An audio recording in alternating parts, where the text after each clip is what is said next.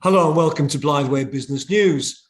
For this edition, I'm joined by James Campbell, who is Managing Director of Botswana Diamonds. You're going to think diamonds in Botswana, but there's a bit more to it than that, as we will find out. Botswana Diamonds listed in London on the AIM market with a market capitalisation of around £9 million. James, welcome on the programme. Before we get into any kind of detail, give us a quick overview, please. Botswana Diamonds, its diamond and exploration projects, and your joint venture. Thank you very much indeed for having me, Tim. Yes, Botswana Diamonds PLC is a London AIM and Botswana Stock Exchange listed company with near-term diamond production projects in both Botswana and South Africa, as well as a joint venture in Zimbabwe.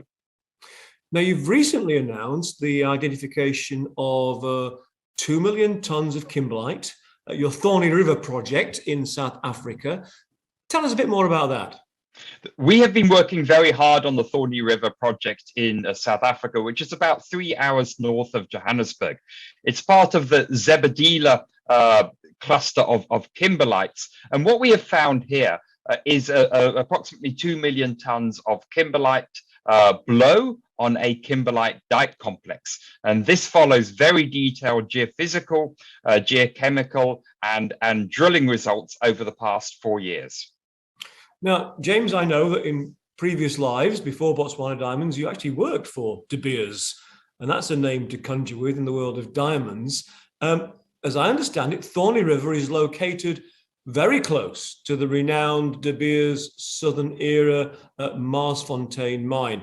If viewers don't know it, the volume was so rich. I think it was 1 million tons of diamonds were mined so quickly that the capital investment was paid back in something like 4.5 days. Now, they always say the best place to build a mine is next to an existing mine.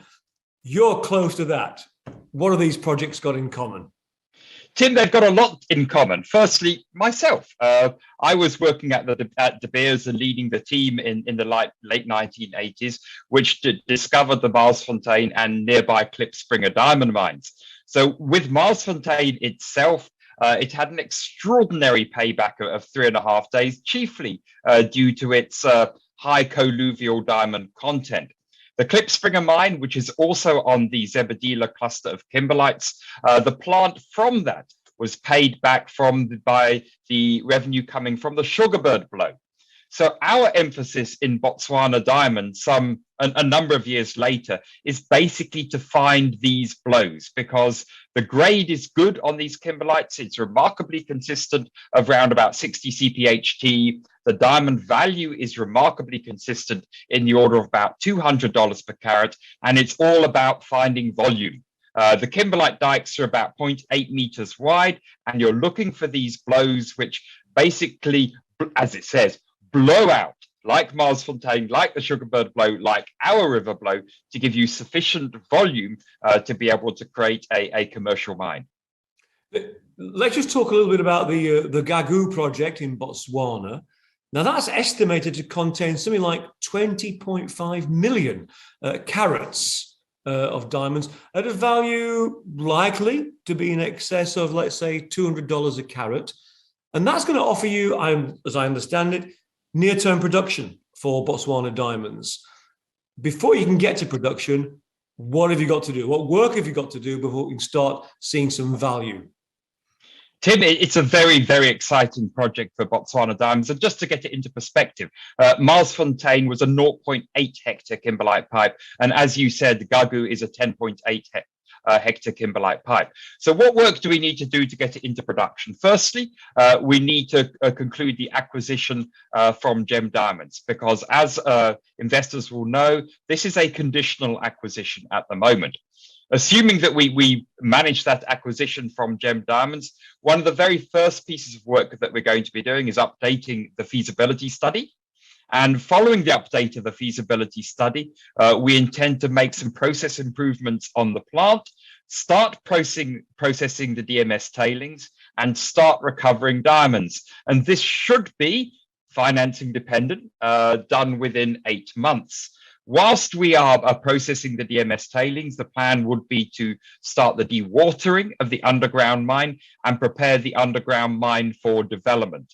So with a fair wind, and with adequate financing, we should start to see underground production from within a year of us taking ownership of the mine.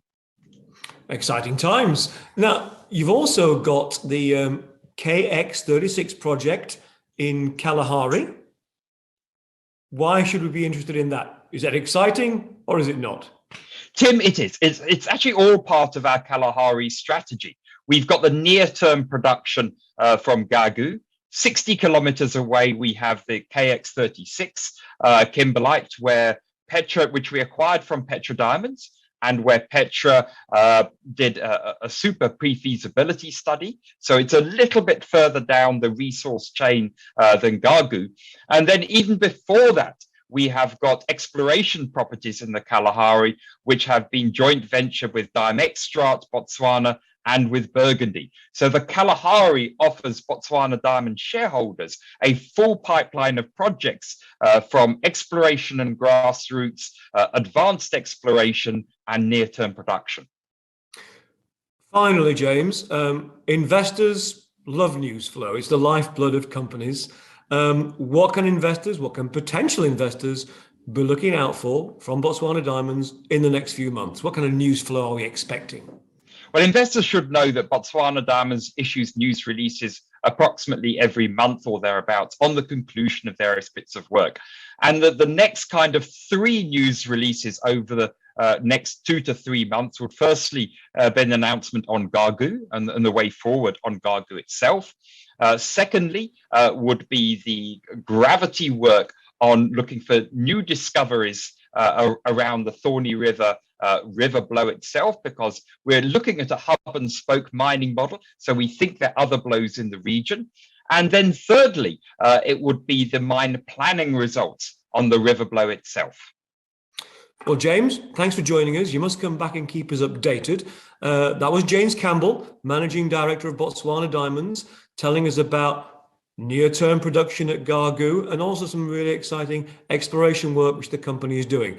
As I said at the start of the segment, Botswana Diamonds listed in London on the AIM market with a ticker of BOD. That's it for this edition of Blytheway Business News.